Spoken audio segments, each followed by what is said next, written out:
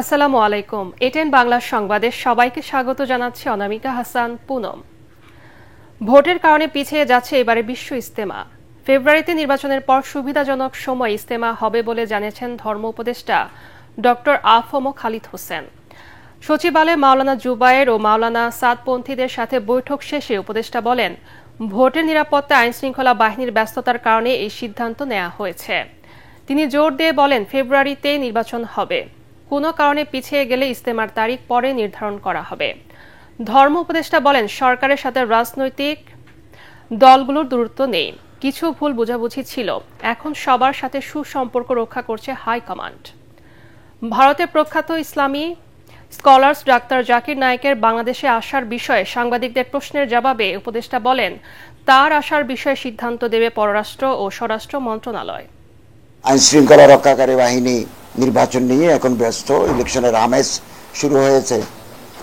তো ইজতেমা করতে গেলে অনেক মানুষের সমাগম, ল এনফোর্সমেন্ট এজেন্সির ইনভলভমেন্ট আছে। তো আমরা সিদ্ধান্ত নিয়েছি ইজতেমা হবে ইলেকশনের পরে। নির্বাচন যদি ফেব্রুয়ারির প্রথম 15 দিনের ভিতরে হয়, তাহলে রমজানও তার হচ্ছে না, রমজানের পরেই হতে হবে।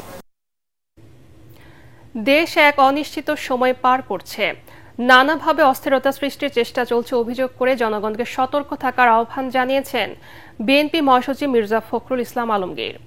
নয়াপল্টনের ব্রিফিংয়ে তিনি বলেন, বাংলাদেশের শত্রুরা সামাজিক যোগাযোগ মাধ্যম ব্যবহার করে নানা অপতথ্য ছড়িয়ে দেশে বিশৃঙ্খলা সৃষ্টি করতে চাইছে। আরেক অনুষ্ঠানে বিএনপি স্থায়ী কমিটির সদস্য গয়েশ্বর চন্দ্র রায় বলেন, বিএনপি মাঠে নামলে এই সরকার টিকে থাকতে পারবে না।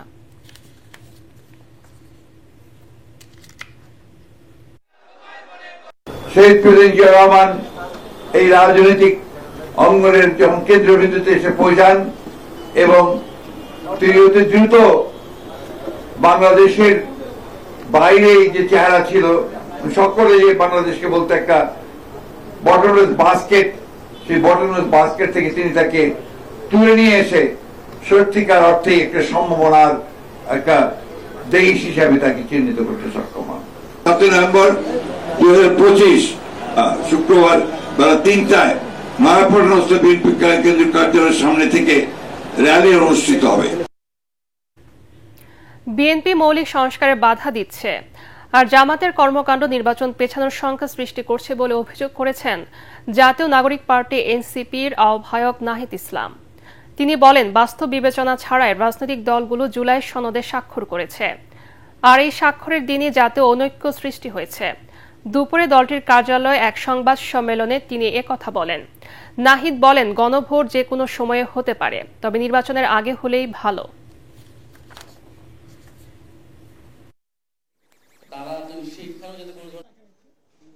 গণভোট আমরা ইলেকশনের দিনও করতে পারি, ইলেকশনের আগেও করতে পারি, সে বিষয়ে আমরা আলোচনা করতে পারি।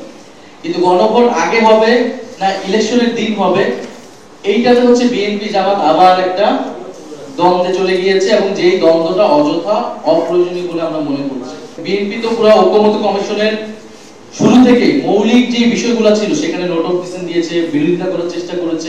ফলে সংস্কারের পক্ষে তারা কতটুকু আছে এই বিষয়ে জনগণের ভিতরে প্রশ্ন আছে, আমাদের কাছেও প্রশ্ন আছে। আর অন্যদিকে জামাতের কার্যক্রমে মনে হচ্ছে যে তারা নির্বাচনকে পেছানোর কোনো অভিসন্ধি তাদের আছে কিনা, দুরভিসন্ধি আছে কিনা।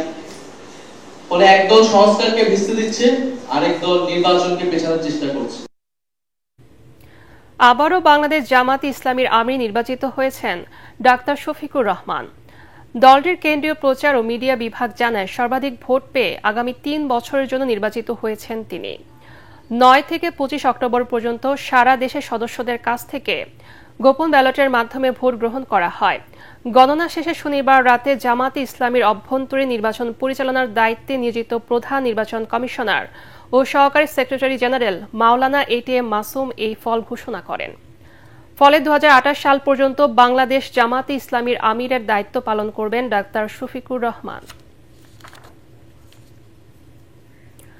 জুলাই গণ অভ্যুত্থানে মানবতা বিরোধী অপরাধের আলাদা 2 মামলায় সাবেক তথ্যমন্ত্রী ও জাসদ সভাপতি হাসানুল হক ইনু এবং আওয়ামী লীগের যুগ্ম সাধারণ সম্পাদক মাহবুবুল আলম হানিফ সহ 4 জনের বিরুদ্ধে অভিযোগ গঠন করে বিচার শুরুর আদেশ দিয়েছেন আন্তর্জাতিক অপরাধ ট্রাইব্যুনাল।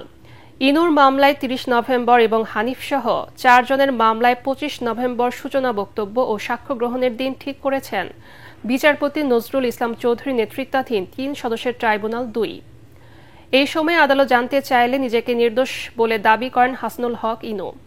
বলেন তিনি রাজনৈতিক প্রতিহিংসা ও গায়েবী মামলার শিকার। গত ২৮ অক্টোবর অভিযোগ গঠনে উভয় পক্ষের শুনানি শেষ হয়।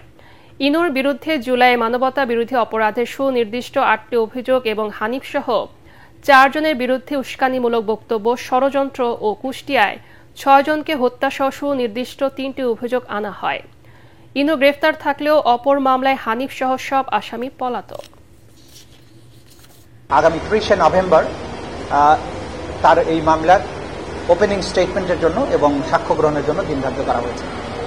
একই রকম অভিযোগে মাহবুবুল আলম হানিফ, যিনি আওয়ামী লীগের অন্যতম একজন নেতা, এবং তার সহ কুষ্টিয়া আওয়ামী লীগের আরো ৩ জন নেতা সহ মোট ৪ জনের বিরুদ্ধে আরো একটি মামলায় অভিযোগ গঠন হয়েছে এবং সেটার বিচারের জন্য ২৫ নভেম্বর সাক্ষ্য গ্রহণের জন্য দিন ধার্য করা হয়েছে।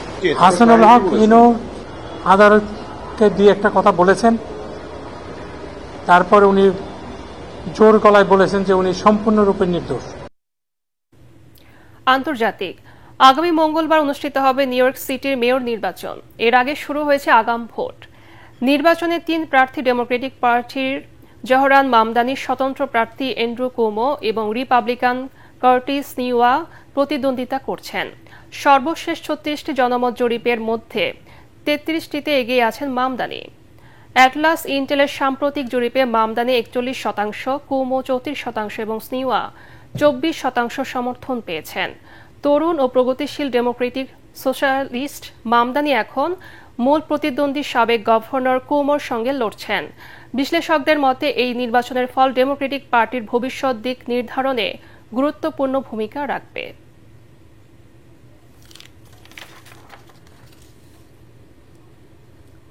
পরবর্তী সংবাদ দেখার আমন্ত্রণ জানিয়ে এখনকার মতো শেষ করছি। এটিএন বাংলার সংবাদ ইউটিউবে দেখতে ব্রাউজ করুন YouTube/ATN বাংলা নিউজ। ধন্যবাদ সবাইকে।